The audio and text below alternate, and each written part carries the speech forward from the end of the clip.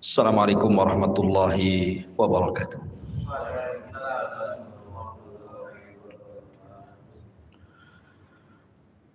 Alhamdulillah. Wassalatu wassalamu ala Rasulillah wa ala alihi wa sahbihi wa mawalah wa la hawla wa la quwata illa billahi wa ba'du.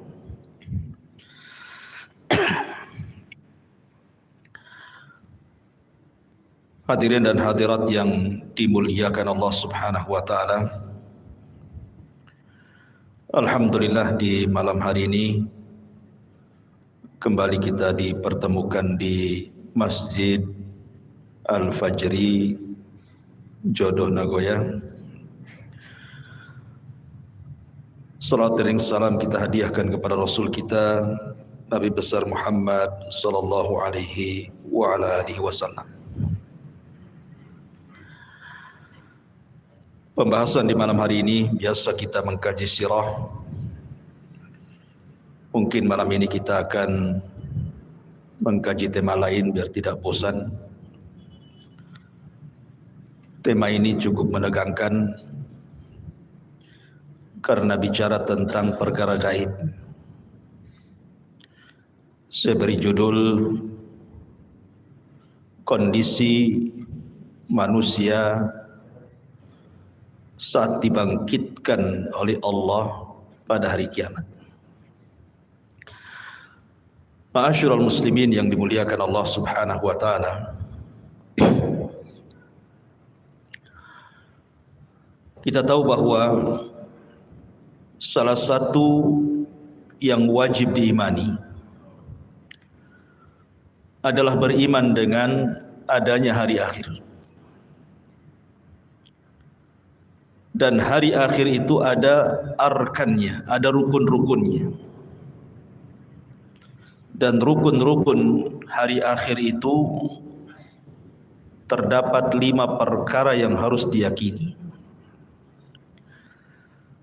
Yang pertama, kematian. Wajib diimani, karena kita pasti mati. Yang kedua, alam barzah. Harus diyakini. Kemudian yang ketiga, alam mahsyar, bahwa kita akan dibangkitkan oleh Allah Subhanahu wa taala dan dikumpulkan. Kemudian yang keempat, hisab, balasan. Dan yang terakhir adalah al-jaza, kesudahan daripada manusia. Apakah dia layak masuk surga ataukah tidak layak masuk surga. Itulah gambaran beriman dengan hari akhir. Ma'asyiral muslimin yang dimuliakan Allah Subhanahu wa taala. Kita tahu bahwa ketika diutusnya Nabi sallallahu alaihi wasallam menjadi nabi dan rasul, disitulah mulai Israfil meletakkan ujung trompetnya dan siap meniup, menunggu izin dari Allah Subhanahu wa taala. Kenapa Israfil baru meletakkan moncong sangkakalanya saat diutusnya Nabi sallallahu alaihi wasallam? Karena Nabi kita adalah akhirul anbiya, akhir dari seluruh para nabi. Dan kita adalah akhir al-umam, akhir dari seluruh umat. Artinya tidak ada nabi setelah Nabi Muhammad sallallahu alaihi wasallam dan tidak ada umat setelah umat Rasul sallallahu alaihi wasallam. Setelahnya kiamat. Makanya Nabi sallallahu alaihi wasallam ketika suatu hari tidak nyenyak tidur, tidak enak makan, merenung, sahabat heran dan bertanya. Maka Nabi sallallahu alaihi wasallam menjawab, bagaimana mungkin aku bisa nikmat hidup, nikmat tidur, nikmat makan, nikmat minum dan begitu seterusnya. Faqad iltaqama sahibul qarni qarnan. Sementara malaikat Israfil pemilik sangkakala itu siap meniupkan trompetnya. Kapan diizinkan Allah, maka dia akan tiupkan itu. Tetapi keadilan Allah Subhanahu wa taala, setiap perkara itu ada muqaddimahnya. Allah Subhanahu wa taala tidak langsung mengkiamatkan alam semesta ini, tapi ada muqaddimahnya yang disebut dengan alamat kiamat kubra. Ada alamat-alamat kiamat besar. Tentu sebelumnya ada alamat-alamat kiamat kecil. Tapi mendekati kiamat ini yang muncul tanda-tanda alamat besar, dan itu jumlahnya 10 tanda. Kalau terjadi 10 tanda ini, maka habislah alam semesta. Secara ringkas, yang pertama munculnya Dajjal. Kemudian yang kedua, turunnya Isa ibn Maryam. Kemudian yang ketiga, munculnya Ya'juj wa Ma'juj. Ini 3 alamat pertama. Kemudian 3 alamat pertengahan, munculnya dukhan. Maksudnya dukhan itu asap yang tebal, yang sangat hitam pekat yang ada di langit. Kemudian setelahnya munculnya matahari dari arah barat. Kemudian setelahnya munculnya binatang dari perut bumi yang disebut dengan dabatun minal ar. Binatang melata bisa bicara, yang menstempel mukmin dan kafir. Ini 3 alamat pertengahan. Maka alamat yang terakhir 3 gempa. Gempa dari arah barat, gempa dari arah timur, dan gempa di Jazirah Arab, dan ditutup dengan api yang menggiring manusia dari Aden Yaman, dikumpulkan di Syam. Disitulah kiamat dibangkitkan. Inilah 10 tanda kiamat besar. Orang-orang yang beriman tidak akan merasakan tentang adanya kiamat besar, karena orang-orang yang beriman itu sebelum Israfil meniupkan sangkakalanya sudah diwafatkan oleh Allah Subhanahu wa taala dengan cara dikirim angin yang sangat-sangat dingin, kemudian menerpa setiap ketiak orang yang beriman walaupun punya iman sebiji zarah, maka akan wafat dengan angin itu. Sehingga tidak ada yang hidup kala itu kecuali orang yang paling jahat, yang paling buruk, yang paling kafir, yang paling syirik kepada Allah Subhanahu wa taala. Nabi SAW bersabda, la taqumus sa'ah illa ala syiraril khalqi. Tidak akan tegak hari kiamat kecuali tegak kepada manusia yang paling buruk yang ada di permukaan bumi. Ma'asyiral muslimin yang dimuliakan Allah Subhanahu wa taala, ketika Allah Subhanahu wa taala izinkan Israfil untuk meniupkan sangkakalanya, maka apa yang terjadi? Al-qari'atu mal qari'ah. Wa ma adraka mal qari'ah? Yauma yakunun nasu kal farashil mabthus.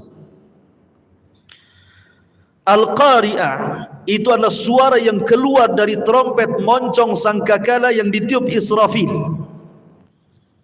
Itulah al-qari'ah, diambil dari al-qar,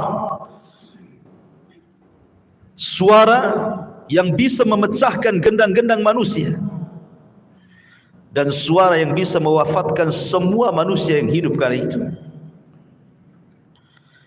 Maka sekali tiupan, dan itu menunjukkan kemurkaan Allah Subhanahu wa taala, karena tidaklah mungkin Allah menghancur-hancurkan alam semesta kecuali karena kemurkaannya. Maka kiamat itu karena kemurkaan Allah Subhanahu wa taala. Maka disitulah kita lihat dalam ayat-ayat Al-Quran, di mana wa idzan nujumun tasharat, bintang dijatuh-jatuhkan. Wa idzal biharu fujjirat, kemudian lautan ditumpah-tumpahkan airnya. Kemudian wa idza zulzilatil ardu zilzalaha, kemudian bumi digempa-gempakan. Ma'asyiral muslimin yang dimuliakan Allah Azza wa Jalla, Anda bisa bayangkan ketika terjadi tsunami Aceh, itu hanya sebagian kecil laut yang ngamuk gitu ya, yang marah karena kemarahan Allah Subhanahu wa taala. Dalam hitungan menit bisa menghancurkan bangunan dan melenyapkan banyak nyawa. Itu baru sebagian kecil laut. Ketika terjadi gempa di Jogja, dalam hitungan menit bangunan-bangunan roboh menimpa manusia. Bangunan hancur, jiwa-jiwa melayang, dan begitu seterusnya. Begitu juga peristiwa gempa di Lombok, dan saya saksikan sendiri karena saya ke sana. Satu kabupaten rata dengan tanah. Ma'asyiral muslimin yang dimuliakan Allah Azza wa Jalla, ini bagian kecil dari bumi. Bagaimana kalau Allah Subhanahu wa taala mengatakan idza zulzilatil ardu zilzalaha.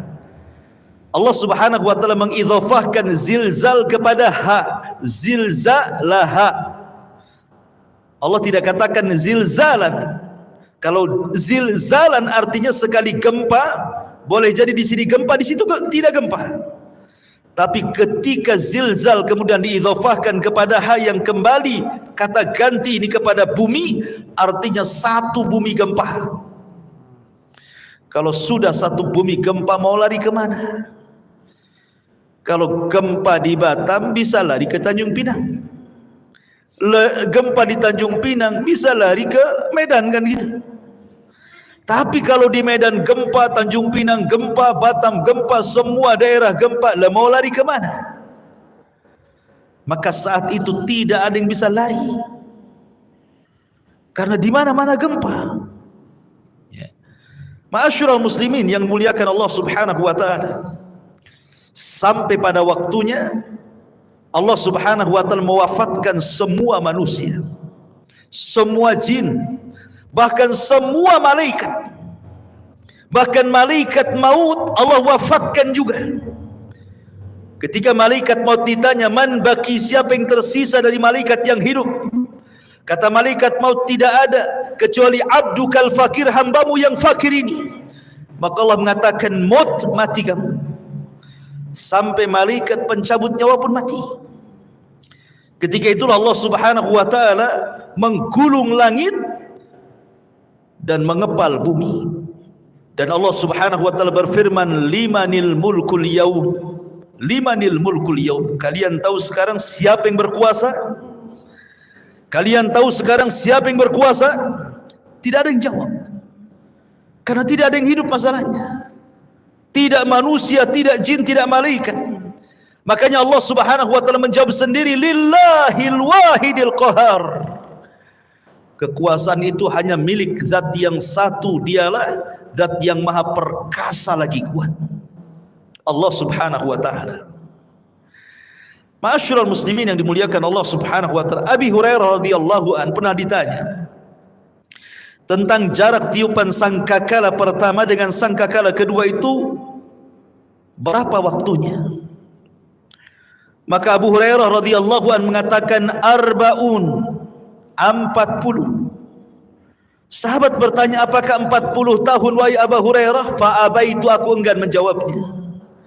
Apakah 40 bulan? Fa'abaitu, aku enggan menjawabnya. Apakah 40 minggu? Fa'abaitu, aku pun enggan menjawabnya. Apakah 40 hari? Fa'abaitu, aku pun enggan menjawabnya. Pokoknya di angka 40. Bisa 40 hari, bisa 40 minggu, bisa 40 bulan, bisa 40 tahun, wallahu a'lam. Tetapi disitulah Allah Subhanahu wa taala menghancurkan alam semesta sehancur-hancurnya. Ketika Allah Subhanahu wa taala menghancurkan sampai bumi yang kita pijak ini Allah hancurkan, Allah berfirman, yauma tubaddalul ardu ghairal ardi. Ketika Allah Subhanahu wa taala ganti bumi yang kita pijak dengan bumi yang lain. Maknanya, ada sebagian ahli tafsir mengatakan maksudnya mengganti bumi dengan bumi yang lain itu zatnya, artinya keseluruhan bumi. Allah hancurkan dulu, baru Allah hamparkan. Ada juga yang mengatakan sifatnya.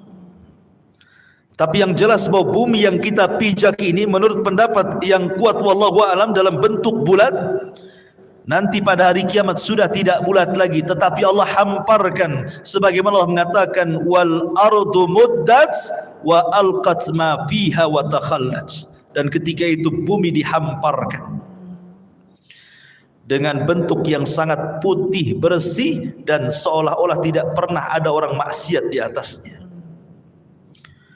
Ma'asyiral muslimin yang dimuliakan Allah Subhanahu wa taala, disinilah manusia akan dibangkitkan dengan tiupan sangkakala Israfil yang kedua. Ikhwan, ketika kiamat dibangkitkan, tidak ada satu jasad manusia kecuali Allah hancurkan. Bagaimana Allah Subhanahu wa taala bisa membangkitkan dari jasad yang dihancurkan? Ternyata Allah Subhanahu wa taala tidak menghancurkan semua jasad saat kiamat dibangkitkan. Bahkan dari Adam alaihi salatu wassalam yang dikubur lebih dulu dibandingkan kita dan seluruh anak keturunannya, yang jumlah mereka tidak ada yang tahu kecuali Allah.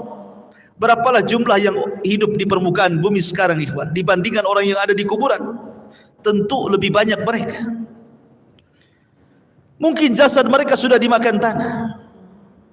Tetapi Allah Subhanahu wa taala dengan kuasanya, ada satu jasad manusia tidak dihancurkan Allah Subhanahu wa taala. Bagaimanapun caranya. Apa itu? Tulang ekor manusia. Tulang ekor manusia walaupun kecil itu tidak akan dihancurkan walaupun dikiamatkan bumi ini. Kenapa? Karena dari tulang ekor itulah kita dibangkitkan oleh Allah Subhanahu wa taala. Jasad boleh hancur tapi tulang ekor tidak hancur. Jasad boleh hancur tapi roh tidak hancur. Ruh tetap Allah Subhanahu wa taala letakkan di mana? Kalau ruhnya orang-orang yang beriman Allah letakkan fil illiyin, di tempat yang paling mulia, yang paling tinggi. Tapi kalau ruhnya orang kafir diletakkan di tempat yang paling rendah, di dasar bumi yang paling rendah, yang paling dasar. Lah ketika tiupan sangkakala yang kedua, Allah Subhanahu wa taala berfirman, wa akhrajatil ardu athqalaha. Dan kami keluarkan beban-beban isi bumi ke permukaan. Wa alqat ma fiha wa takhallat.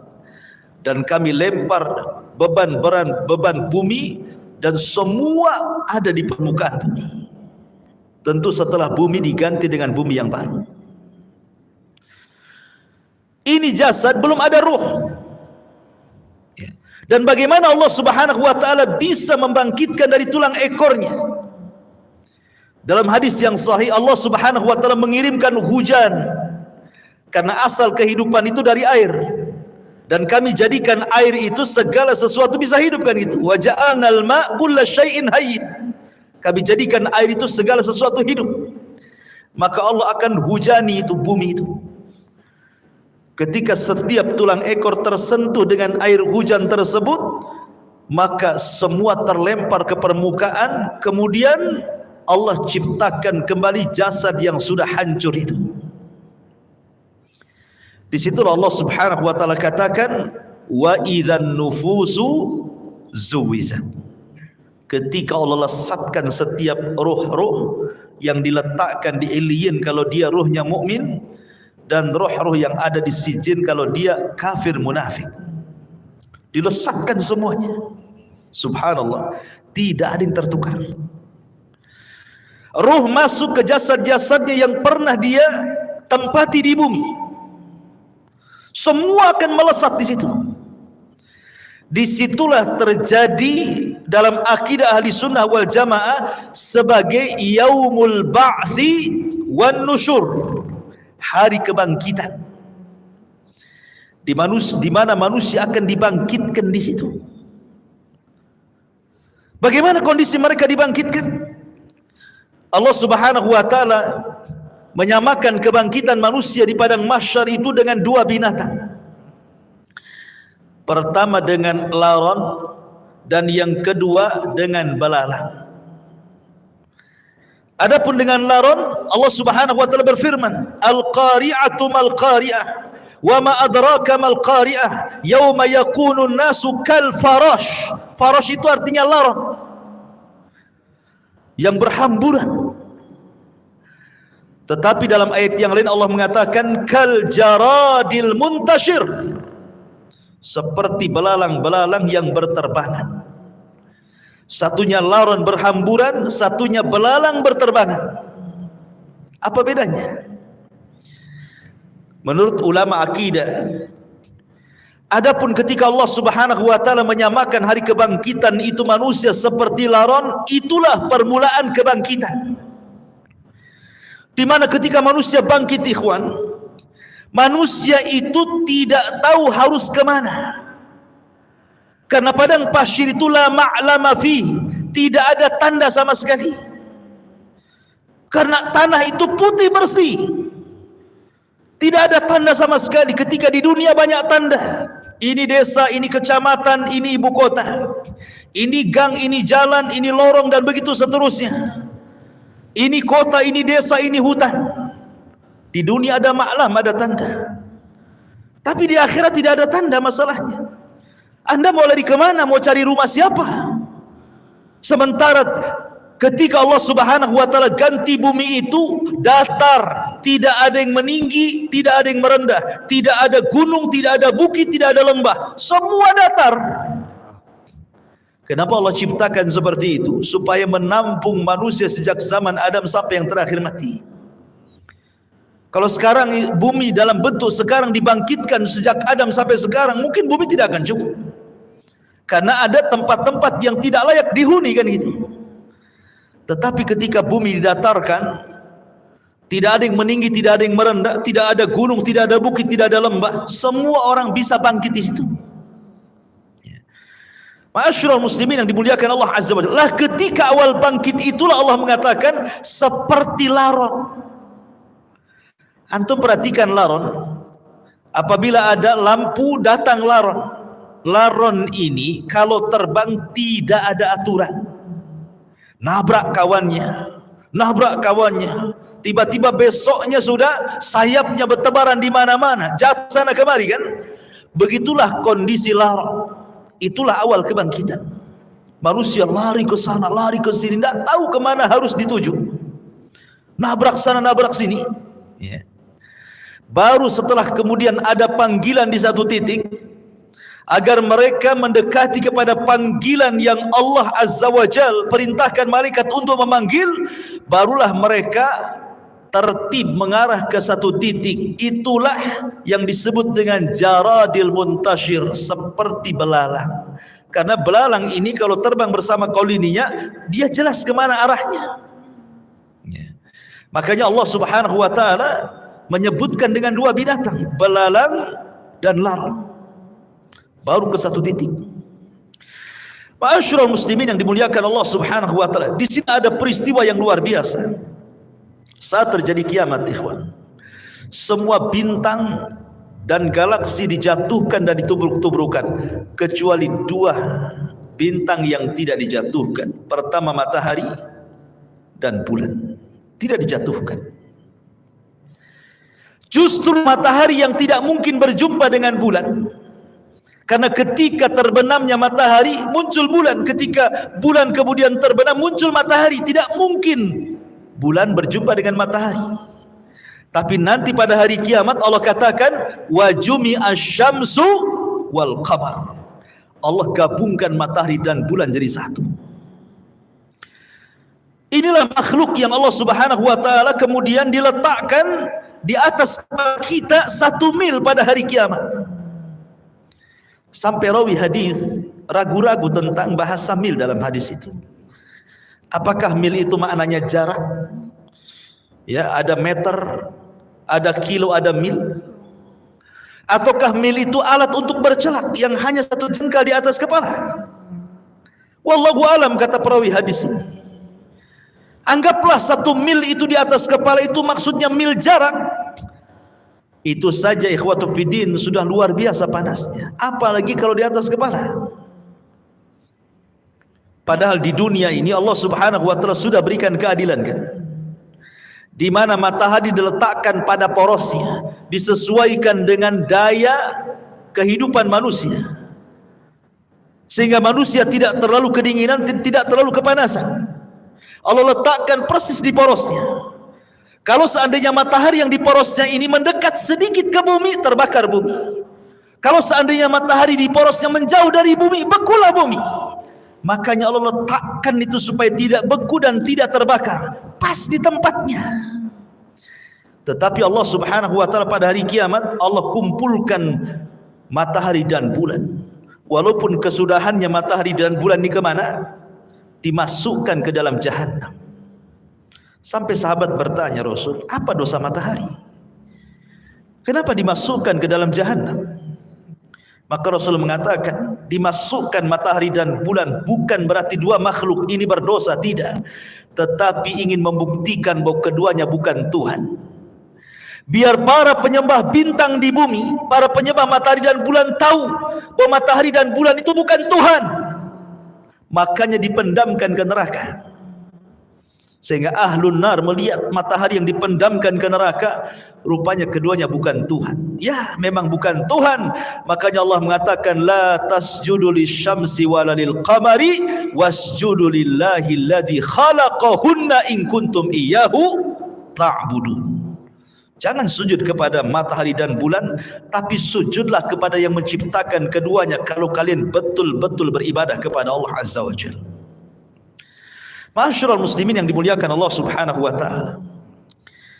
Bagaimana manusia saat dibangkitkan? Nabi sallallahu alaihi wasallam bersabda, yuhsyarun nas yaumal qiyamah khufatan uratan ghurlan buhman.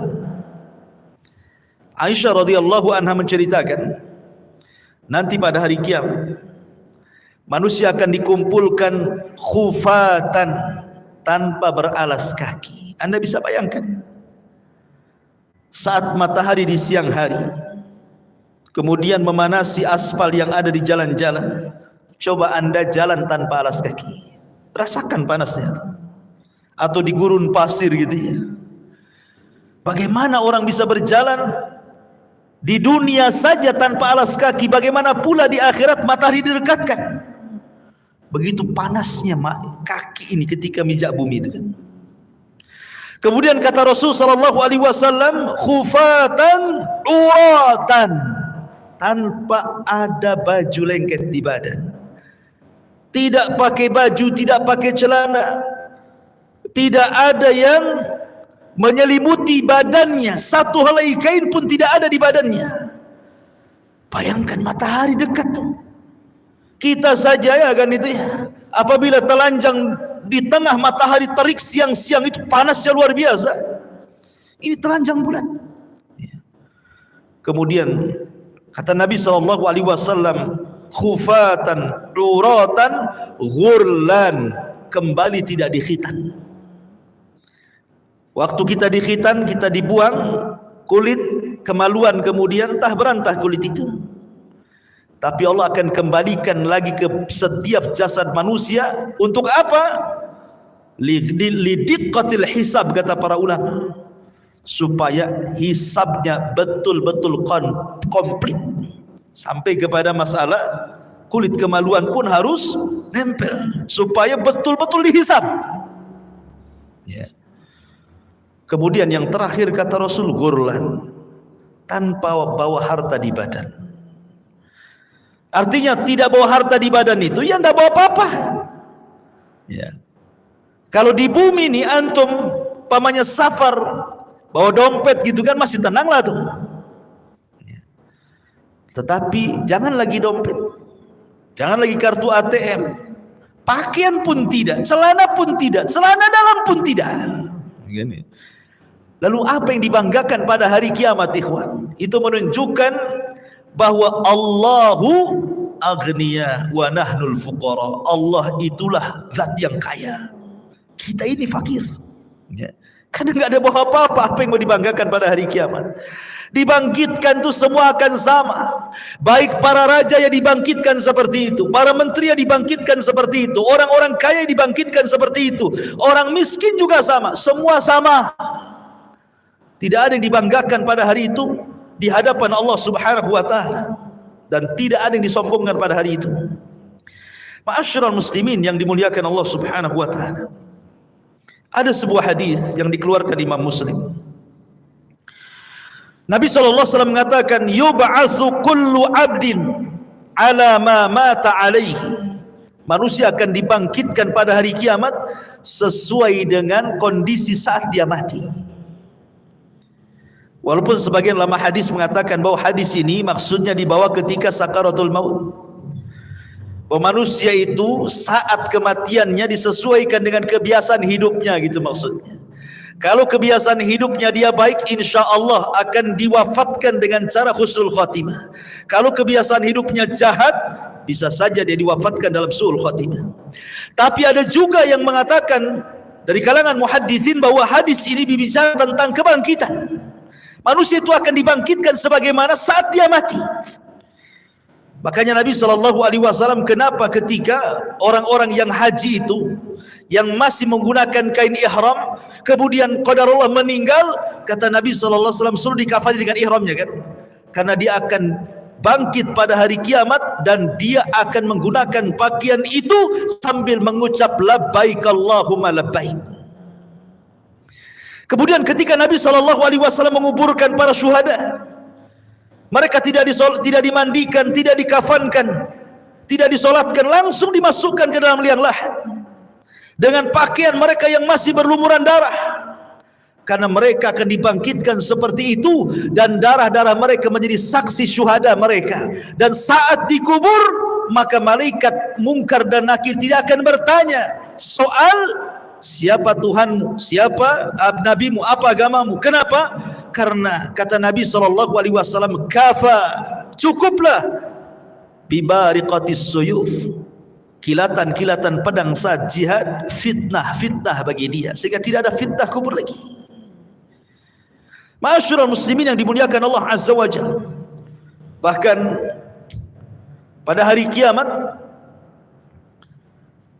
Abu Sa'id Al-Khudri radhiyallahu anhu mengatakan, nanti pada hari kiamat ada orang-orang yang diseret dengan wajahnya. Subhanallah. Kita di bumi berjalan dengan kedua kaki, tapi nanti saat dibangkitkan ada manusia-manusia berjalan kakinya di atas, kemudian wajahnya diseret, wajahnya di bawah, jalan dengan kepalanya. Sahabat bertanya, ya Rasulullah, wahai Rasul, kok ada orang yang seperti itu? Maksudnya kok bisa, bukankah di dunia dia berjalan dengan kakinya?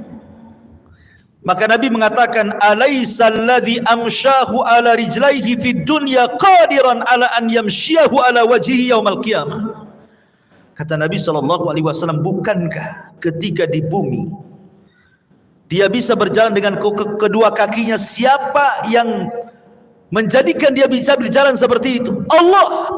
Maka sebagaimana Allah mampu menjalankan manusia di bumi dengan kedua kakinya, maka Allah pun mampu menjalankan dengan wajahnya pada hari kiamat. Dan mereka orang-orang kafir. Bahkan subhanallah, al-jaza min jinsil amal, ikhwan. Balasan itu sesuai dengan amalannya. Ada manusia saat dibangkitkan itu kecil, ya. Di tengah manusia yang besar-besar, dia dibangkitkan seperti semut,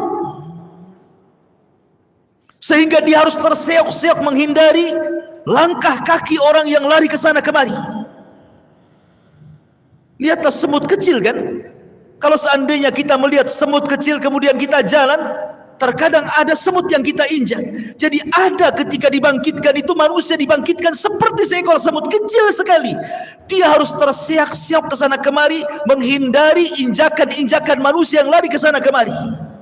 Siapa mereka? Mereka al-mutakabbirun, orang-orang yang sombong. Sebagaimana Nabi SAW bersabda tentang mereka, bahwa orang-orang yang sombong akan diciptakan seperti biji zarah pada hari kiamat. Mereka terseok-seok karena menghindari injakan kaki manusia yang besar itu. Kenapa Allah buat dia kecil? Karena ketika di dunia dia merasa besar. Ya kan, orang sombong itu kan merasa besar ya. Maka Allah buat kecil pada hari kiamat. Ada juga ma'asyiral muslimin yang dimuliakan Allah Azza wa Jalla, ketika dia bangkit, dia kemudian terseok-seok kayak orang mabuk, tidak tahu harus kemana. Dan mereka adalah para pemakan riba. La yakumuna illa kama yakumul ladzi yatakhabbathu syaitanu minal mas. Pemakan riba itu nanti bangkit pada hari kiamat seperti orang yang kesurupan, yang dimasuki setan ke dalamnya, oyong ke sana kemari. Ada juga kata Nabi SAW, orang yang dibangkitkan itu buta, padahal di dunia dia melihat, sehingga dia kemudian mengatakan, Rabbi lima hasyartani a'ma wa qad kuntu basira. Rabb, kenapa kau bangkitkan aku dalam kondisi buta? Dulu di dunia aku melihat. Maka Allah Subhanahu wa taala mengatakan, ya, karena engkau ketika di dunia melupakan ayat-ayatku, sekarang kulupakan kau buat buta, kata Allah Subhanahu wa taala. Jadi macam-macam orang dibangkitkan itu. Ada yang berteriak-teriak memanggil-manggil Allah Subhanahu wa taala, ya Rabb, ya Rabb. Tapi Allah tidak memandangnya sama sekali. Ada orang-orang yang tidak akan pernah dipandang pada hari kiamat. Bahkan tidak akan diberikan rahmat. Bahkan sudah disediakan azab yang pedih. Subhanallah ya kawan.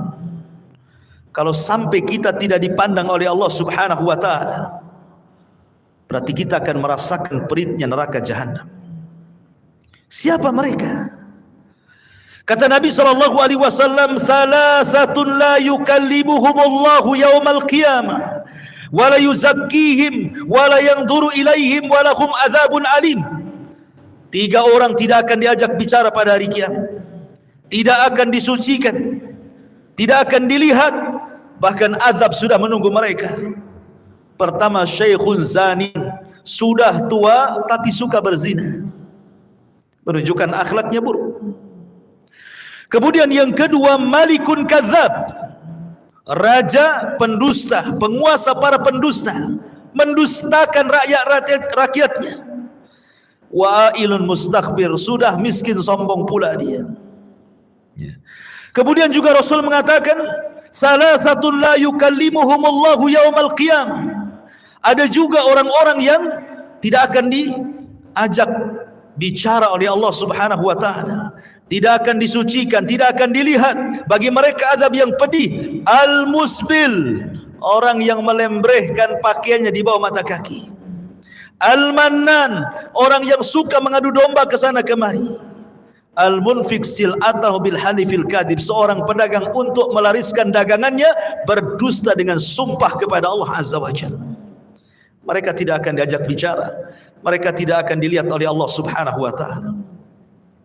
Termasuk juga rajulun ata rajulan au imra'atun fi duburi, atau seseorang laki-laki yang melakukan homoseksual, tidak akan diajak bicara, tidak akan disucikan, tidak akan dilihat oleh Allah. Atau seorang laki-laki yang berhubungan lewat dubur istrinya, tidak akan diajak bicara, tidak akan disucikan, bahkan tidak akan dilihat oleh Allah Subhanahu wa taala.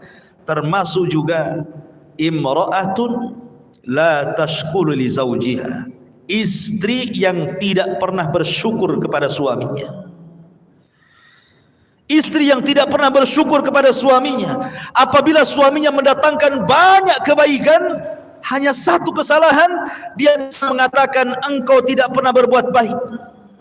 Bersyukur kepada suaminya. La yanzurullah ila imra'atin la tashkuru li zawjiha. Allah tidak akan melihat kepada seorang wanita yang tidak pernah syukur kepada suaminya. Jadi ada orang-orang yang tidak akan dilihat Allah. Dia panggil-panggil ya Rabb, ya Rabb. Allah tidak peduli dengan orang itu. Bahaya ikhwan, kalau sampai tidak dilihat oleh Allah Subhanahu wa taala. Lah ketika itu ma'asyiral muslimin, maka Allah Subhanahu wa taala mulai pisah-pisahkan manusia itu. Awalnya kan berkumpul tuh, jadi satu. Sejak zaman Adam sampai yang terakhir mati terkena trompet sangkakala Israfil. Dibangkitkan semuanya. Di situ masih kumpul para nabi, para syuhada, para siddiqin, para salihin, orang awamnya, dari mulai zaman Adam sampai yang terakhir masih satu di padang mahsyar itu. Baru Allah pisah-pisahkan di situ. Apa kata Allah Subhanahu wa taala? Kata Allah Subhanahu wa taala, "Hei, siapa yang di antara kalian ketika di dunia menjadi para pemimpin yang adil, keluar kalian. Kemari. Berdirilah di bawah arsy Allah Subhanahu wa taala, kalian mendapatkan naungan." Kemudian dia panggil lagi, "Hei orang-orang yang ketika di dunia hatinya terikat dengan masjid, kemari keluar dari situ. Di sini kalian mendapatkan naungan dari arsy Allah Subhanahu wa taala." Kemudian dipanggil lagi, "Hai orang-orang yang ketika di dunia suka berinfak sampai tangan kirinya tidak tahu diinfakkan tangan kanannya, shadaqatus sir. Kemari keluar. Kamu harus bergabung di sini. Kau mendapatkan naungan arsy Allah Subhanahu wa taala." Kemudian juga dipanggil yang lainnya, "Wahai anak muda yang ketika di dunia menjaga kehormatannya, tidak mau berzina karena takut kepada Allah, keluar, gabung di sana. Di sana kau mendapatkan naungan arsy Allah Subhanahu wa taala." Termasuk kalian yang saling mencinta karena Allah, membenci karena Allah, keluar, gabunglah kau di situ. Itulah yang disabdakan Nabi sallallahu alaihi wasallam, "Sab'atun yudhilluhumullahu fi dhillihi yauma la dhilla illa dhilluh." 7 orang yang akan mendapatkan naungan di hari yang tidak ada naungan kecuali naungan Allah Subhanahu wa taala. Mereka akan dikeluarkan, ya. Akan dikelompokkan sesuai dengan amalan mereka, gitu maksudnya. Termasuk ahli sedekah, karena sedekah itu as-sadaqatu, bahwa sedekah itu akan mendapatkan naungan pada hari kiamat. Ma'asyiral muslimin yang dimuliakan Allah Subhanahu wa taala, lalu berapa waktu mereka harus tinggal di padang mahsyar itu? Ulama mengatakan bahwa mereka akan tinggal di padang mahsyar itu 50.000 sana, 50.000 tahun. Tentu 50.000 tahun ini berlaku kepada orang-orang kafir, berlaku kepada orang-orang munafik dan orang-orang mujrim. Tapi orang-orang yang beriman tidak. Hisab mereka cepat. Kenapa? Karena usianya juga pendek. Kata Nabi SAW, "A'maru ummati baina sittina wa sab'in." Usia umatku itu berkisar 60 sampai 70 tahun saja. Karena usianya pendek, hisabnya pun cepat. Tapi kalau umat dulu kan usianya lama-lama, sehingga hisabnya juga lama. Makanya orang-orang yang beriman, mereka akan tinggal di padang mahsyar itu cuman setengah hari. Tapi setengah harinya kehidupan akhirat. Berapa setengah harinya kehidupan akhirat? Allah mengatakan, "Inna yauman inda rabbika ka'alfi sanatin mimma ta'udun." Satu hari kehidupan akhirat bila dibandingkan dengan kehidupan dunia sama dengan 1000 tahun. Berarti setengah harinya 500 tahun. Jadi orang-orang yang beriman akan tinggal 500 tahun saja. Sementara orang kafir akan tinggal 50.000 tahun kehidupan akhirat, tinggal dikali 1000 tahun kehidupan dunia. Berapa lama mereka harus tinggal di situ, ikhwan? Begitulah Allah Subhanahu wa taala hendak mengadili mereka seadil-adilnya. Ma'asyiral muslimin yang dimuliakan Allah Azza wa Jalla. Jadi manusia itu dibangkitkan dengan berbagai macam gaya. Makanya Allah mengatakan ashtatan liyurau a'malakum. Ashtat, ya. Ashtat itu artinya bangkitnya macam-macam. Ya, tadi ada yang buta, ada yang oleng gitu ya. Ada yang kepalanya di atas, kepalanya di bawah, kakinya di atas gitu ya. Ada yang kemudian pincang jalannya, macam-macam orang itu dibangkitkan. Kemudian habis itu dikelompok-kelompokkan, ahli sedekah dengan ahli sedekah, ahli Quran dengan ahli Quran, ahli solat dengan ahli solat, dan begitu seterusnya. Ma'asyiral muslimin yang dimuliakan Allah Azza wa Jalla, disinilah banyak peristiwa. Banyak peristiwa yang akan dilalui. Apa saja peristiwa setelah kematian itu? Kalau boleh saya singkat, nanti saya bentangkan sedikit.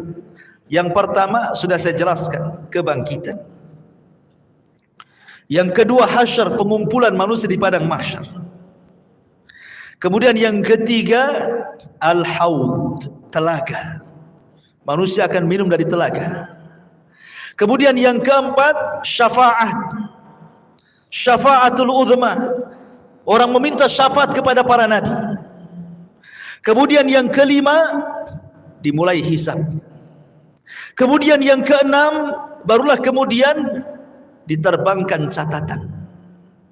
Baru ada yang mengambil dengan tangan kanan, tangan kiri dan di belakang punggungnya. Kemudian yang nomor 7, barulah ada mizan, timbangan.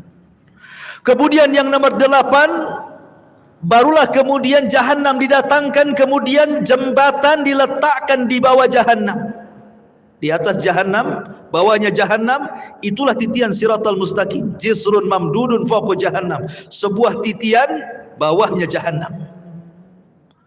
Kemudian manusia akan lewat di titian itu. Kemudian yang nomor berapa? 9. Manusia akan kumpul di kontor. Disinilah akan terjadi kisos. Tapi kisosnya sesama orang yang beriman. Tapi kalau kisosnya sesama orang kafir sebelum titian siratal mustaqim. Baru setelah di kontor, barulah mereka akan berjubel di pintu-pintu surga. Baru setelah itu, tidak ada yang bisa membuka pintu surga kecuali Nabi SAW. Baik, kita urai sedikit. Tadi sudah jelaskan, yang pertama hari kebangkitan, manusia dibangkitkan. Kemudian dikumpulkan. Ketika manusia tertidur dan cukup lama, kemudian terbangun, pasti yang Anda rasakan akan merasakan haus yang luar biasa. Iya kan? Kalau tidur lama gitu kan, bangun pasti pengen minum. Seperti Anda juga pengen minum. Bismillah, minum dulu. Masya Allah. Jadi ketika mereka kehausan ini, maka mereka mencari air. Setiap para nabi Allah Subhanahu wa taala sudah berikan telaga. Likullin nabi haudun. Setiap nabi diberikan telaga. Dan telaga yang paling besarlah telaga Nabi kita Muhammad sallallahu alaihi wasallam. Maka umat Rasul sudah diarahkan ke masing-masing nabinya.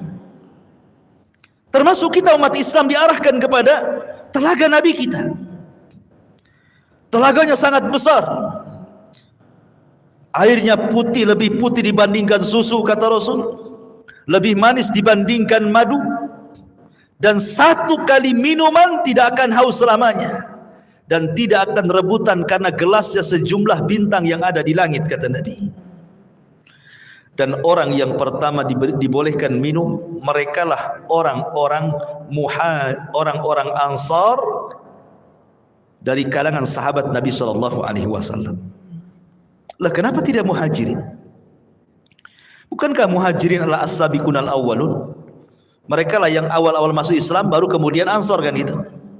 Kenapa di akhirat orang yang pertama minum orang Ansar dulu baru muhajirin? Terbalik? Ya. Karena orang Ansar diberikan kesabaran ketika di dunia. Mereka tidak pernah mencicipi kekuasaan. Khulafaur Rasyidin semua dari muhajirin. Abu Bakar muhajirin, Umar muhajirin, Uthman muhajirin, Ali muhajirin, Hasan bin Ali muhajirin. Ganti ke kekuasaan kerajaan. Raja yang pertama Muawiyah ibn Abi Sufyan muhajir. Runtuhnya Bani Umayyah, berdiri Bani Abbasiyah, semua dari Mekah muhajirin. Semua kekuasaan itu dari muhajirin. Orang Ansar itu tidak pernah jadi raja. Mereka jadi rakyat. Makanya kata Nabi SAW, sabarlah kalian. Kalian akan mendapatkan nanti raja-raja yang zalim. Boleh jadi mungkin yang menguasai kalian itu raja-raja zalim. Tapi kesabaran kalian akan mendapatkan hasil sampai kalian menemui aku di mana? Di telagaku, kata Nabi. Makanya mereka orang yang pertama minum. Orang-orang Ansar atau penduduk Yaman yang awal-awal masuk Islam, baik dari kalangan manusia atau kalangan jinnya. Baru setelah itu Muhajirin. Baru setelah itu para ulama. Baru setelah itu umumnya umat Rasul, sampai yang terakhir datang sekelompok umat Rasul hendak minum. Tiba-tiba dihalau para malaikat, tidak boleh. Nabi SAW kasihan dan mengatakan, ummati itu umatku, biarkan wahai malaikat, biar dia minum. Tapi kemudian Rasul diberitakan bahwa mereka tidak layak minum. Kenapa? Ya Muhammad, innaka la tadri ma ahdatsu ba'daka innahum ghayyaru wa baddalu. Wahai Muhammad, engkau tidak tahu apa yang terjadi sepeninggalmu. Mereka itu sudah merubah ajaran-ajaranmu. Mereka itu sudah menjauhi sunnah-sunnahmu. Mereka tidak layak minum dari telagamu. Makanya ulama mengatakan orang yang tidak akan minum dari telaga Rasul, pertama orang murtad, tidak akan minum. Yang kedua orang munafik, tidak akan minum. Yang ketiga orang yang mereka selalu menyelisih sunnah Rasul dari kalangan ahli bidah. Kemudian yang keempat, para murtakib al-kabair, orang-orang yang senantiasa terus melakukan dosa besar. Mereka tidak layak minum dari telaga Nabi SAW. Padahal ikhwan, meminum dari telaga Rasul itulah yang menentukan nasib kita saat di padang mahsyar. Karena ketika matahari didekatkan, kita merasa haus. Sementara Rasul mengatakan siapa yang meminum satu teguk saja dia tidak akan haus selamanya, kan? Artinya bisa meringankan beban saat matahari didekatkan sebenarnya. Baru setelah kemudian mereka minum, ada yang tidak. Kemudian mereka berkumpul lagi di padang mahsyar, dibiarkan oleh Allah Subhanahu wa taala. Dengan matahari didekatkan, kemudian keringat dicucurkan, sampai-sampai keringatnya membanjiri, sampai kalau seandainya ada perahu dijalankan, perahu bisa jalan di keringatnya. Karena ada yang tenggelam selutut, ada yang tenggelam sepusat, ada yang tenggelam sedada, ada yang tenggelam setelinga, ada yang tenggelam betul-betul dengan keringatnya, sesuai dengan amalannya. Ya, ma'asyiral muslimin, ini menakutkan karena kumpulnya mereka saja sudah menakutkan. Kenapa menakutkan? Karena ketika di kuburan saja mereka sudah takut. Kan kalau orang-orang yang beriman masuk kuburan itu dibentangkan surga, ya kan? Ketika dia sanggup menjawab pertanyaan malaikat, siapa Tuhanmu? Allah. Siapa Nabimu Muhammad? Apa agamamu? Islam. Allah akan mengatakan dari langit, an sadaqa abdi, hambaku telah benar. Kalau begitu, bentangkan pintu dari surga, hantarkan makanan, hantarkan minuman, hantarkan pakaian, hembuskan angin dari surga supaya wangi kuburannya, kan itu? Artinya dia bisa melihat surga di kuburan. Tapi orang kafir, munafik dan ahli dosa, ketika dia tidak sanggup menjawab apa kata Allah, sempitkan kuburan sesempit-sempitnya, kan itu. Kemudian bentangkan neraka di hadapannya. Makanya ketika kemudian terjadi hari kiamat, mereka sudah melihat neraka saat di kuburan tuh. Makanya mereka sudah ketakutan luar biasa.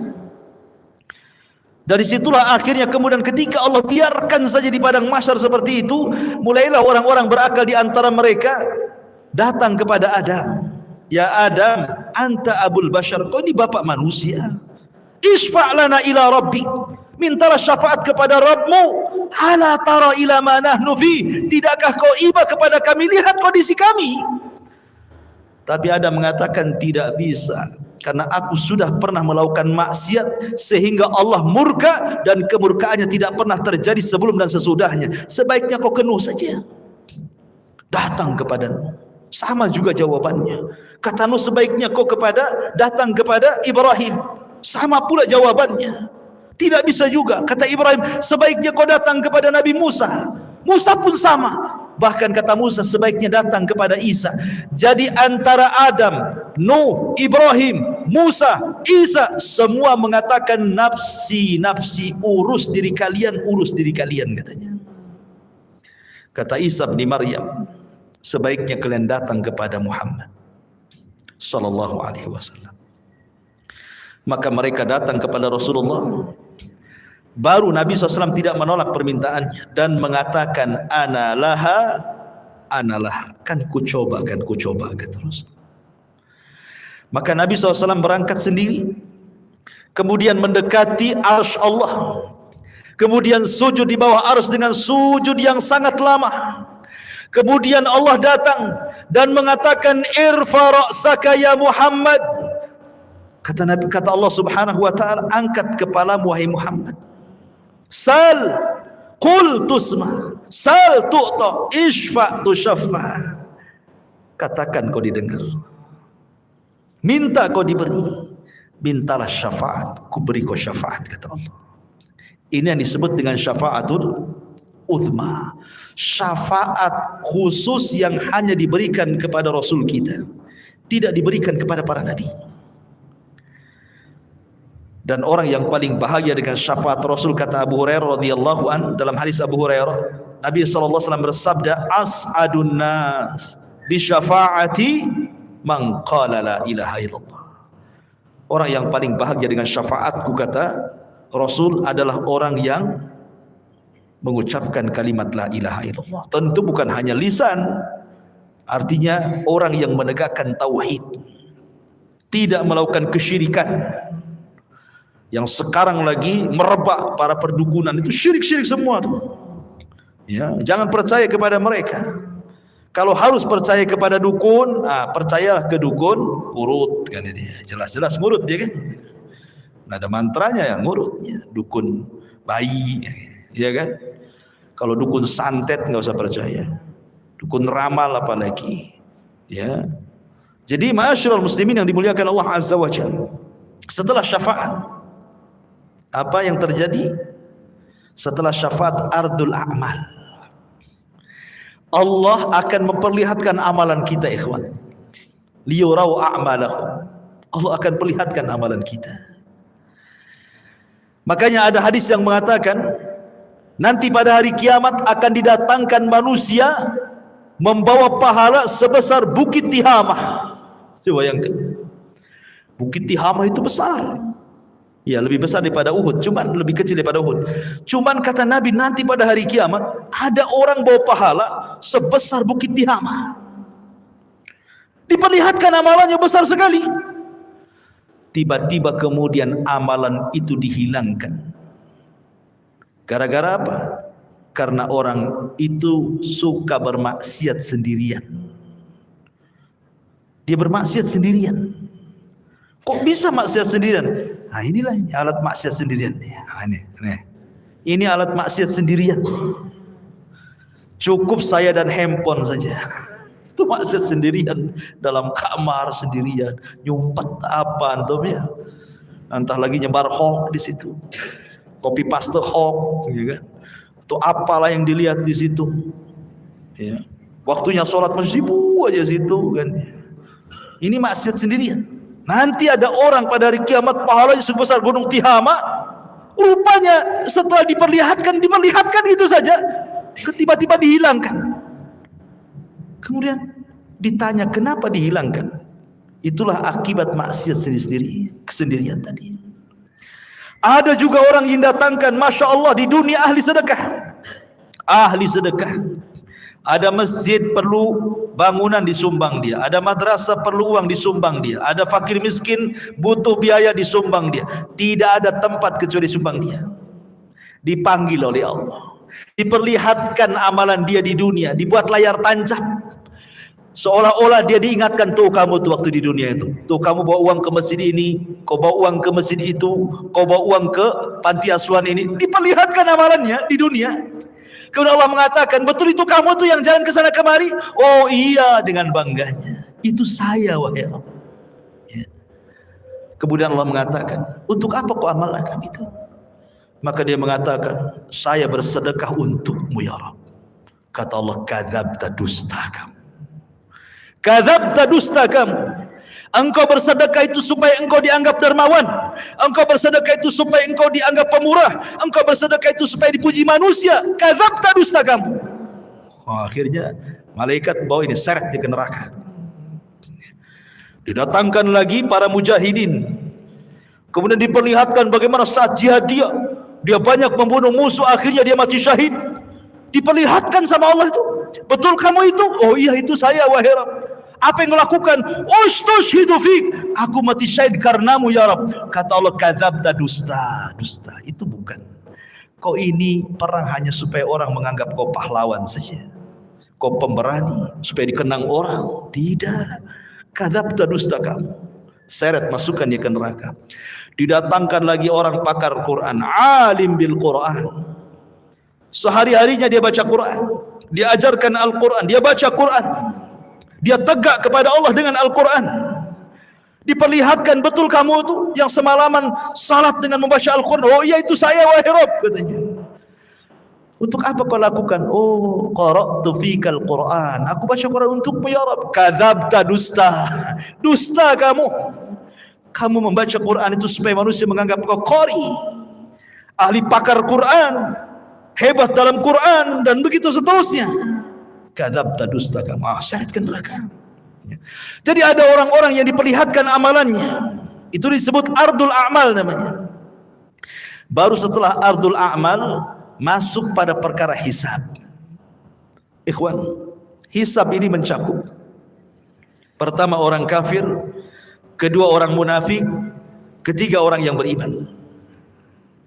Adapun orang kafir ada yang mengatakan tidak dihisab. Apa yang mau dihisab? Amalannya sudah lebur-lebur. Makanya Allah mengatakan a'maluhum karamadin istaddat bihi, amal mereka sudah habis, ludas di dunia saja nggak diterima. Lalu apa yang mau dihisab? Ada yang berpendapat tidak akan dihisab orang kafir, langsung ke jahanam. Tapi ada yang mengatakan tetap dihisab, hanya sekedar formalitas untuk menunjukkan keadilan Allah Subhanahu wa taala. Orang munafik lebih jahat dibandingkan orang kafir. Maksudnya munafik i'tiqad ya, bukan munafik amal. Apa bedanya munafik i'tiqad dengan amal? Kalau munafik i'tiqad itu zahirnya Islam, hatinya kafir. Jadi dia masuk Islam dengan badannya, keluar dari Islam dengan hatinya. Tapi kalau munafik amal ini masih muslim, dia hanya meniru sifat munafik. Kalau ngomong dusta, kalau janji khianat, itu munafik amal namanya. Beda ya. Dia tidak dikeluarkan dari Islam. Jadi munafik yang dikeluarkan dari Islam itu yang mendohirkan Islam, menyembunyikan kekufuran, seperti orang-orang orientalis dan begitu seterusnya. Ya. Karena ada orang-orang misionaris yang ingin memurtadkan kaum muslimin, pura-pura masuk Islam. Adapun hisabnya orang-orang mukmin ada dua. Ada yang disebut dengan hisaban yasira, mudah hisabnya. Ada yang disebut dengan hisaban asira, sulit hisabnya. Apa bedanya? Kata Nabi SAW, hisab yang mudah itu, orang ini akan ditanya oleh Allah Subhanahu wa taala semua apa yang dilakukan dia di dunia. Tetapi dia tidak diwajibkan untuk menjawab. Hanya mengiyahkan saja. Betul kamu zina? Iya. Betul kamu rampok? Iya. Betul kamu ini? Iya. Betul kamu itu? Iya. Betul kamu sholat? Iya. Betul kamu puasa? Ya, gitu saja. Ya. Habis itu Allah tutupi aibnya dan Allah ampuni dosanya. Itu hisab yasir, mudah. Tapi hisabnya ada yang sulit. Bagaimana caranya? Ketika dia tanya soal amalannya, dia bantah. Dia membantah Allah. Kamu juri? Enggak. Itu bantah namanya. Korupsi? Enggak. Jadi sehingga harus datangkan saksi. Kata Nabi SAW, manukisha udzib. Siapa yang ketika dihisab ada bantah-bantahan, maka akan diazab orang ini. Ya. Itulah yang disebut hisaban asir, hisab yang sulit. Kalau dia sampai bantah-bantahan, berarti dia mendapatkan hisab yang sulit. Tapi kalau tidak ada bantah-bantahan, dia hanya sekedar ikrar, menetapkan apa yang ia lakukan saja, habis itu Allah tutup dan Allah ampuni, berarti dia mudah hisabnya. Ya. Itulah yang disebut dengan hisab mudah dan hisab sulit. Lah, setelah kemudian manusia dihisab, baru terjadi tatayurus suhuf. Suhuf diterbangkan. Disuruh kita mengambil catatan kita masing-masing. Orang-orang yang beriman dengan bangganya dia ngambil dengan tangan kanannya. Kemudian dia mengatakan kepada manusia, "Iqra kitabak, lihat bukuku." Baca katanya. Dia sudah tahu isinya apa. Tetapi orang-orang kafir, dia ambil dengan tangan kirinya dan dia mengatakan, "Duhai, kiranya aku tidak pernah punya catatan seperti ini." Datang orang munafik, diambil lagi dari belakang punggung dengan tangan kirinya lagi. Ya. Baru setelah itu terjadi mizan, timbangan. Apa yang ditimbang? Badannya, amalannya, dan catatan yang dibawanya. Faman thaqulat mawazinu fahuwa fi isyatir radiyah. Kalau berat timbangan kebaikannya, dia akan mendapatkan kehidupan yang diridhoi oleh Allah. Faman khaffat mawazinu fa ummuhu hawiyah wa ma adraka ma hiya narun hamiyah. Tapi yang kemudian khaffat, ringan kebaikannya, berat pula keburukannya, maka dia masuk ke neraka hawiyah. Ya. Ma'asyiral muslimin yang dimuliakan Allah Subhanahu wa taala.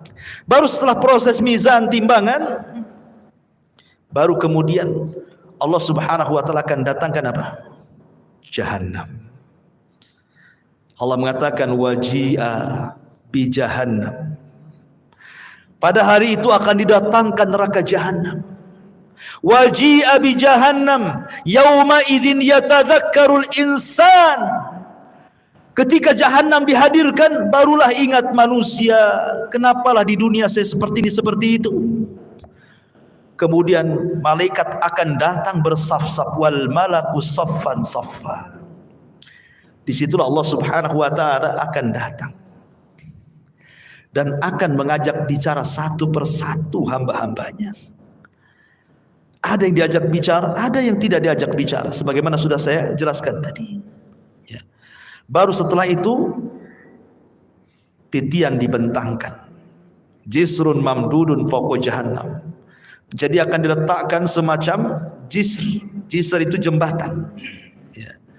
Yang Nabi SAW katakan tentang masalah jembatan ini, kalau boleh saya ringkas, jembatan ini amat sangat licin. Jembatan ini menggelincirkan. Jembatan ini memiliki besi pengait yang sangat besar. Jembatan ini mudah terpeleset karena bukan lurus tetapi berbelok-belok dan bergerak. Jembatan ini lebih halus dibandingkan rambut, lebih tajam dibandingkan pedang. Ya, jembatan ini akan membelah telapak kaki manusia, sehingga tidak semua orang selamat dari titian ini. Lah ketika jembatan ini dibentangkan, kemudian Allah mengatakan wasiqal ladzina kafaru ila jahannama zumara. Allah langsung masukkan orang kafir, tidak pernah masuk titian orang kafir itu, langsung dimasukkan ke dalam jahannam. Sehingga yang tersisa cuma dua, mukmin dan kafir. Lalu Allah berikan cahaya untuk modal melewati titian itu. Ada yang seperti kilat atau di ujung saja. Ada yang seperti kuda balap atau di ujung saja. Ada yang seperti pelari kencang atau di ujung saja. Ada yang jalan, ada yang merangkak, ada yang jatuh bangun, begitu seterusnya. Karena ada kalalib di situ, ada kait mengait, ya, yang ujungnya seperti duri dan akan menghantam siapa saja. Kemudian kalau sudah terlempar dari jisr itu, dari titian itu, maka akan sampai di dasar jahannam itu setelah 70 tahun. Karena Rasul yang mengatakan, ketika ada suara dor gitu kan, Rasul mengatakan di hadapan para sahabat, tahu enggak kamu suara apa itu? Sahabat enggak tahu. Itulah batu yang dilempar dari atas titian setelah 70 tahun baru sampai sekarang dasarnya katanya. Naudzubillah. Ya. Ma'asyiral muslimin yang dimuliakan Allah Azza wa Jalla. Baru setelah kemudian mereka bisa menyeberangi titian, ada yang berhasil, ada yang tidak. Sampai di sini lelahnya? Tidak, masih lelah lagi. Ada namanya kontor. Kontor itu tempat kisos. Ingat, kontor itu hanya bagi orang yang beriman saja. Tapi kalau kisosnya antar orang kafir atau orang mukmin mendolimi orang kafir atau orang kafir mendolimi orang yang beriman, itu sebelum titian. Karena orang kafir tidak mungkin naik ke titian. Jadi kalau ada orang Islam mendolimi orang kafir, terjadi kisos di sini. Kalau ada orang kafir mendolimi orang kafir, terjadi kisos di sini.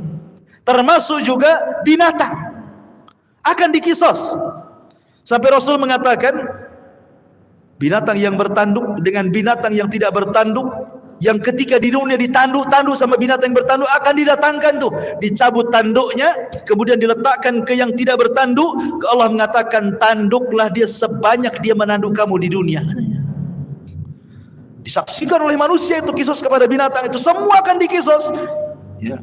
Yang buaya makan kambing gitu ya, kemudian harimau makan kancil, semua akan terjadi kisos. Tapi selesai kisos, selesai hisab, apa kata Allah? Kuni turaba, jadilah kalian tanah. Maka binatang-binatang itu semua jadi tanah. Orang-orang kafir menyaksikannya, tiba-tiba mereka mengatakan, ya laitani kuntu turaba, duhai kiranya aku jadi tanah seperti binatang itu, kata. Mungkin tidak, mustahil. Ya. Lah ini kalau kisosnya sebelum titian ini bagi orang-orang kafir, sementara kisosnya orang-orang yang beriman setelah titian. Inilah yang dikenal dalam hadis Nabi SAW sebagai hadis muflis namanya. Hadis orang bangkrut. Kata Nabi, atadruna mal muflis hadil ummah? Tahu enggak kamu orang bangkrut di antara umatku ini? Sahabat ya polos saja, orang bangkrut ya orang gulung tikar, usahanya kolab, nggak punya dinar, nggak punya dirham. Oh, itulah orang bangkrut katanya. Kata Nabi, bukan. Orang bangkrut itulah orang yang datang dengan pahala salat, pahala puasa, pahala zakat, pahala-pahala lain-lainnya. Di satu waktu dia pernah mendolimi si fulan, mencaci maki, memukul si fulan, menumpahkan darah si fulan, mengambil harta si fulan, dan begitu seterusnya. Di sini terjadi antara barter pahala dan dosa. Jangan ke situ dulu kamu, sini. Dulu kau memukul saya. Mana pahalamu? Diambil pahalanya. Mau pergi lagi ke pintu surga, tunggu dulu. Dulu kamu mencaci maki saya. Sini pahalamu. Berangkat lagi, tunggu dulu. Dulu kau yang menginjak kaki saya. Tunggu dulu. Akhirnya banyak orang yang minta pahala dia, habis pula pahalanya. Ketika habis pahalanya, masih ada juga, ingat gak? Dulu kok yang ambil uang saya. Sini pahalanya. Saya tak ada pahala. Tak apa kok tak ada pahala. Aku punya dosa, nih dosaku ambil. Gitu kan? Datang lagi. Ya. Dulu kau pernah menzalimi saya, mana pahalamu? Tidak punya, nggak apa-apa, nih dosaku ambil. Bayangkan coba. Makanya Rasul mengatakan orang ini disebut orang bangkrut. Kalau ibarat pedagang itu modal habis, hutang pula numpuk. Ya. Orang ini habis pahalanya diberikan orang, dosa pula ditanggung dia, gitu maksudnya ya. Makanya disebut bangkrut orang ini. Kalau masih tersisa pahalanya, ada kesempatan masuk surga. Kalau tidak, dicemplungi lagi ke neraka. Di sini terjadi kisos, ikhwan, antar orang yang beriman. Bahkan yang mengeri adalah kisosnya pembunuhan. Karena awal yang pertama dihisab oleh Allah itu, kalau hak manusia adalah masalah darah. Ya. Dan itu ketika proses hisab itu. Yang pertama kali hak manusia adalah darah, tapi kalau hak Allah salat. Yang pertama dihisab kalau hak Allah adalah salat, tapi kalau hak hamba masalah darah. Kata Abdullah ibn Abbas radhiyallahu anhu, orang-orang yang dibunuh itu akan membawa kepala, tangan kirinya diambil kepalanya. Jadi dia berjalan tanpa kepala. Walaupun ketika di dunia dibunuhnya bukan dipenggal kepalanya, mungkin diracun, mungkin dicekik, mungkin diapa gitu ya, mati. Tapi nanti pada hari kiamat orang-orang yang dibunuh tanpa kepala berjalan menghadap Allah, dan tangan kirinya membawa kepalanya sambil bercucuran darah di lehernya. Kemudian tangan kanannya membawa pembunuhnya dihadapkan kepada Allah. Kemudian dia mengatakan, ya Rabb, sal hadza lima qatalani. Ya Rabb, tanya orang ini, kenapa dia sampai membunuh? Tanya, ya. Karena pembunuhan itu kan sebagaimana sabda Rasul nanti di akhir zaman, al-qatil la yadri fi ma qatal wal maqtulu la yadri fi ma qutil. Orang yang membunuh bingung kenapa dia bisa membunuh, orang yang dibunuh lebih bingung lagi kenapa saya bisa dibunuh. Karena dalam Islam itu aturan bunuh membunuh sudah ada, qisas. Atau dia berzina dan sudah menikah, atau karena dia murtad, dijelaskan begitu ya. Tapi gara-gara rebutan parkir bunuh-bunuhan, gara-gara waris bunuh-bunuhan, gara-gara masalah sedikit utang piutang bunuh-bunuhan, ini akan terjadi qisas. Dan qisas ini akan diulang. Walaupun di dunia qisas ini berlaku, tetap akan diulang. Karena yang namanya qisas itu belum memuaskan sebuah keadilan, walaupun sesuai dengan syariat Islam. Apalagi tidak sesuai dengan syariat Islam. Yang sesuai dengan syariat Islam saja tidak memenuhi keadilan. Contoh, si A membunuh si B, yang satu preman, yang si B ini orang soleh. Si B ini dia penopang keluarganya, yang satu ini preman. Dibunuhlah orang baik ini, kemudian datang ke mahkamah Islam, diponis qisas, dibunuh premannya, akhirnya sama-sama mati kan. Tapi bagi keluarga belum ada keadilan. Ini yang mati orang baik ya, ketika dia sudah meninggal akhirnya terputuslah nafkah ke keluarganya. Ini yang preman dibunuh lagi, yang keluarganya aja nggak suka dia preman, biarkannya dia mati kan. Jadi belum memenuhi keadilan kan hati kita ini. Maka di akhirat diulang lagi supaya memenuhi keadilan. Makanya ketika masuk surga, kata Ibnu Utsaimin rahimahullahu taala, wa naza'na ma fi sudurihim min ghillin ikhwana, tidak ada lagi dendam, tidak ada lagi marah ya, tidak ada lagi dendam kesumat, betul-betul dihilangkan dalam hatinya. Karena sudah ada kisah 2 kali kan, ingin menghilangkan dendam kesumatnya. Ketika masuk surga semua jadi satu hati ya. Jadi terjadi kisah tuh. Kembali ke kontora. Setelah kontora itulah adalah pintu-pintu surga. Disitulah manusia berjubel di pintu-pintu surga. Kata Rasul, sayati alaikum zaman kadidu minaz ziham, akan datang waktunya manusia berdesak-desakan di pintu surga.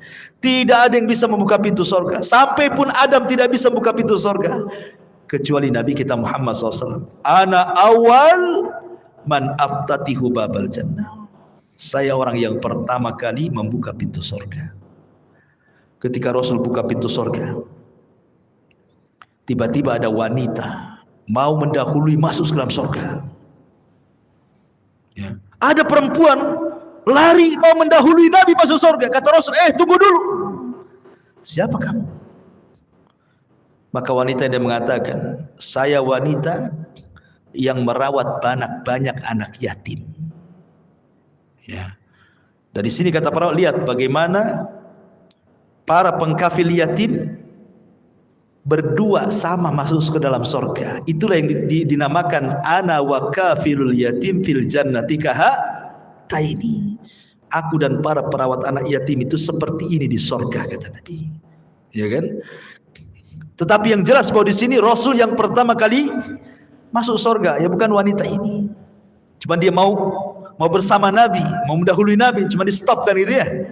Bagaimanapun yang pertama membuka pintu surga Rasul, yang pertama masuk ke dalam surga pun Nabi sallallahu alaihi wasallam. Adapun kehidupan di surga tentu kehidupan yang luar biasa, karena bagaimanapun Rasul yang mengatakan a'dadtu li ibadis salihin ma la ainun ra'at wa la udhunun sami'at wa la khatara ala qalbi bashar, gitu ya. Aku siapkan di surga itu kenikmatan yang tidak pernah dilihat mata, didengar telinga, terlintas pun tidak. Subhanallah ya. Ma'asyiral muslimin yang dimuliakan Allah Subhanahu wa taala. Lah, surga itu bertingkat-tingkat. Ada sebuah hadis ketika menjelaskan tentang keutamaan qari'ul Quran, para penghafal Quran atau para penggemar membaca Quran. Kata Nabi sallallahu alaihi wasallam, ini di surga nih. Iqra wartaq warattil kama kunta turattil fid dunya fa inna manzilataka inda akhiri ayatin taqra'uha. Kata Rasul menjelaskan nanti di surga Allah akan memerintahkan para penghafal Quran atau orang-orang yang gemar membaca Quran, bacalah. Subhanallah, Quran ini bukan hanya dibaca di dunia, di surga pun dibaca ya. Bacalah, naiklah Karena nanti ahli sorga itu akan diberikan rop-rop sayap di belakangnya untuk naik ke tingkatan-tingkatan di atas. Naiklah, terbanglah, ya. Dan pelankan bacaanmu, tartilkan bacaanmu. Sebagaimana kau di dunia mementartilkan bacaan Quran, di sorga pun kau tartilkan. Nanti akhir kedudukanmu di sorga sesuai dengan akhir ayat yang kau baca di dunia, kata Nabi. Kata Ibnu Taimiyah, Syekhul Islam Ibn Taimiyah, ketika memberikan catatan kepada hadis ini, bahwa tingkatan di sorga itu sejumlah ayat dalam Al-Quran. Berapa ayat dalam Al-Quran itu? 6.500 kurang lebih. Itu jumlah ayat dalam Quran itu 6.500 kurang lebih. Artinya tingkatan di sorga itu ya segitulah jumlahnya, 6.500 kurang lebih. Yang 100 tingkatan disediakan oleh Allah untuk para mujahidin fisabilillah, lebihnya sesuai dengan amalannya. Berarti di sini menunjukkan bahwa sorga itu banyak, 650 lebih, 6.500 tingkatan lebih. Sementara satu sorga itu luasnya selangit dan di sebumi, dan satu tingkatan ke tingkatan berikutnya itu perjalanan 500 tahun. Semakin tinggi sorga, semakin indah tingkatannya. Karena sorga itu sifatnya darajat tangga ke atas. Kalau neraka itu sifatnya darokat, tangga ke bawah makin jelek. Kalau sorga ke atas makin baik, gitu maksudnya. Makanya orang naik lebih lelah dibandingkan orang terjun. Coba lu terjun, tinggal jegur aja kan. Naik, capek sampai ke atas. Ya kan? Makanya ke sorga itu perlu tenaga, perlu lelah, perlu letih. Ke neraka enggak perlu. Tinggal jegur aja antum ke situ. Jadilah antum penduduk neraka. Enggak perlu antum beli, enggak perlu antum bayar, enggak perlu pakai uang. Dan enggak perlu sekolah. Orang maksiat itu enggak perlu sekolah. Kalau ibadah itu perlu sekolah karena ada ilmunya. Sholat aja ada ilmunya. Gimana takbiratul ihram, apa yang mau dibaca. Maksiat tidak perlu sekolah, tidak perlu S2 maksiat itu. Tamat TK aja bisa maksiat. Makanya tidak lelah orang masuk neraka itu, tapi enak. Itulah makanya ikhwatu fiddin, kenapa sorga itu dibaluti dengan makari, hal-hal yang tidak suka. Sementara neraka itu dibaluti oleh syahwat, hal-hal yang orang suka masuk ke situ. Ya. Lah surga yang bertingkat-tingkat ini Allah Subhanahu wa taala berikan kepada siapa? Orang-orang yang masuk ke dalam surga sesuai dengan tingkatannya. Bahkan di surga itu minimal satu orang itu mendapatkan 2 istana. Paling sedikit orang yang masuk surga itu dapat 2 istana.